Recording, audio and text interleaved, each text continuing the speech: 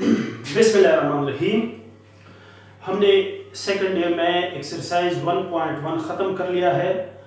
अब हम आगे जाते हैं तो उसमें से जो अगला टॉपिक है वो है transcendental functions. So what are transcendental functions? उसमें सबसे पहले आता है polynomial.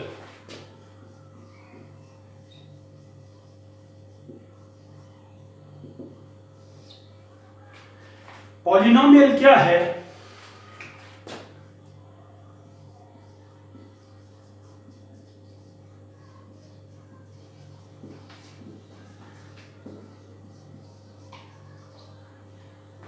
An expression of the form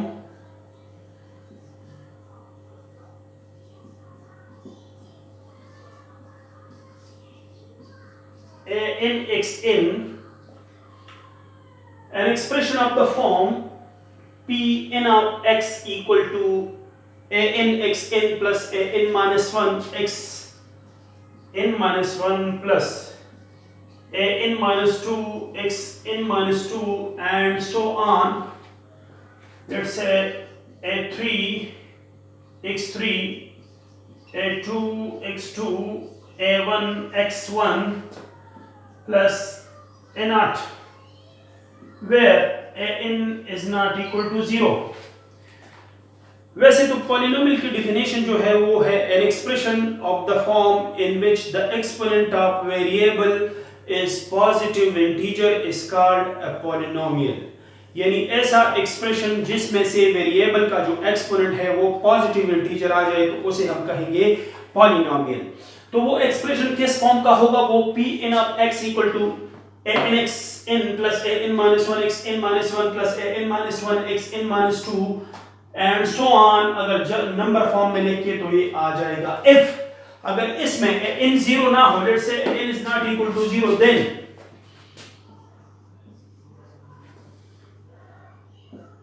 Pn of x is polynomial of degree n। इसको हम कहेंगे पॉलिनोमियल ऑफ डिग्री n अगर ये 0 नहीं हो तब। And an is called leading coefficient.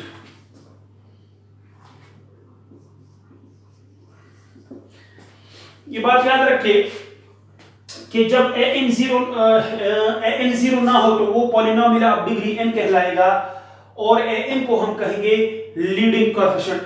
एक एमसीक्यू इस तरह आता है, आया था, डिस्कस करते हैं। an xn plus an minus 1 xn minus 1 and so on, an is called dash। ये ईटा के एक पेपर में आया था, is called dash। तो यहाँ पे ऑप्शंस आए थे, मतलब कोएफिशिएंट ऑप्शन बी आया था, लीडिंग कोएफिशिएंट,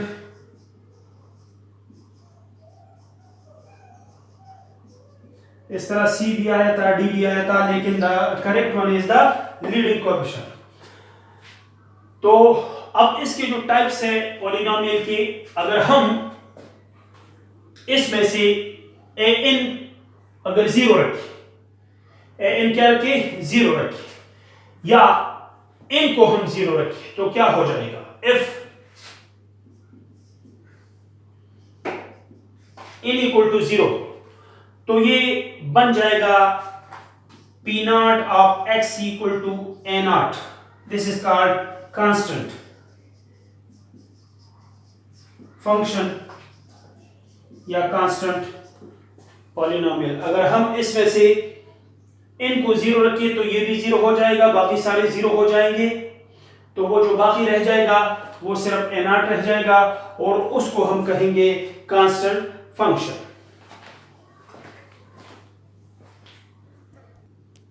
इस तरह अगर हम f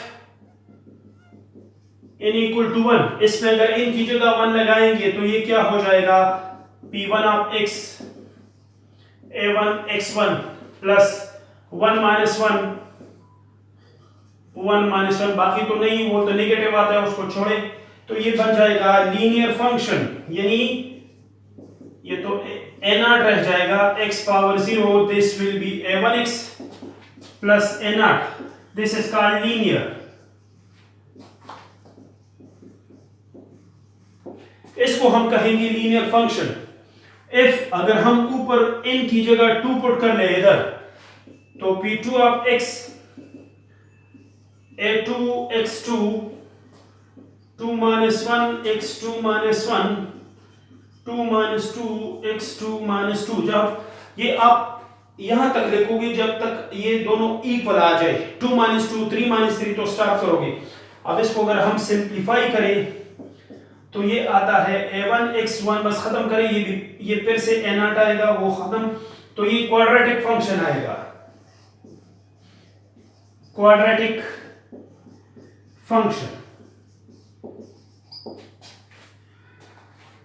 If n is equal to 3, what will happen? अगर n की जगह हम 3 लगाए तो क्या हो जाएगा, पुट कर ले 3 of x, this becomes a 3x3, 3 minus 1 2 a2 x2 plus 3 minus 2 a1 x1, and अगला जो होगा a0 आएगा। तो इसको हम कहेंगे cubic function, cubic function.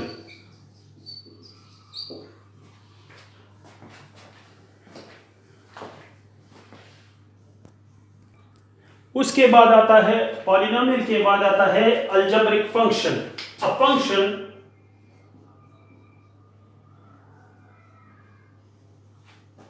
is called an algebraic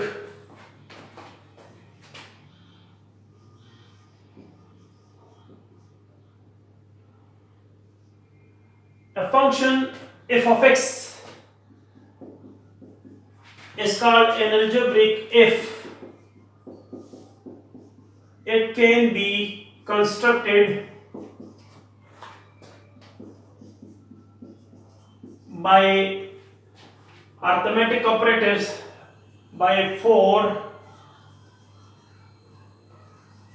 arithmetic operators. Do you know what are arithmetic operators? बाज़ औक़ात ये सवाल भी आता है कि क्या चीज़ है, तो हमारे पास 4 arithmetic operators है, plus minus multiply and divide, these 4 are called arithmetic operators. So a function f of x is called an algebraic if it can be constructed by 4 arithmetic operation, that is plus minus multiply and divide। कोई भी जो expression है वो इस 4 में वो आ जाए, जैसे let's say ax plus ax square plus bx plus c equal to 0, this is an algebraic operation। तो कोई भी एक्सप्रेशन जो हम प्लस मल्टीप्लाई डिवाइड या सब्ट्रैक्ट करें तो उसको हम अलजेब्रिक एक्सप्रेशन कहेंगे। जैसे कि ये इस तरह by taking square root, also taking square root, that is under root x plus 2, this is also an algebraic expression. ये बात भी याद रखिए, note any rational expression is an algebraic function, यानी p by q फॉर्म में हम कोई भी एक्सप्रेशन अगर लिख ले तो उसको हम अलजेब्रिक फंक्शन कहेंगे। उसके बाद आता है ट्रांसेंडेंटल फंक्शन, यानी हमारा जो मेन टॉपिक है वो तो ट्रांसेंडेंटल है। तो वो कौन सा फंक्शन है, F T N for function, ऐसा फंक्शन जो अलजेब्रिक ना हो उसे हम ट्रांसेंडेंटल फंक्शन कहेंगे, विच इज अ फंक्शन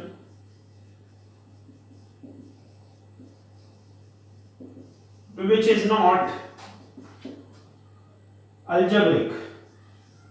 अब अलजेब्रिक कौन सा है वो तो हमने पढ़ा, तो ऐसा फंक्शन जो अलजेब्रिक ना हो, which is not algebraic, is called transcendental.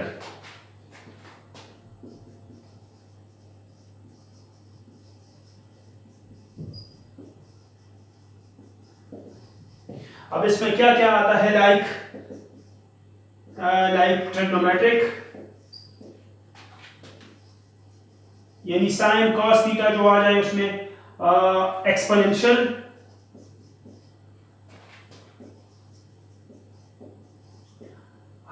Hyperbolic,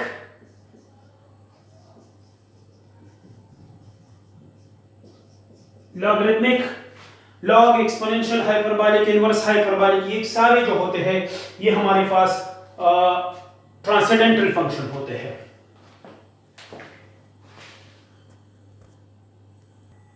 उसके बाद आता है exponential function, an equation of the form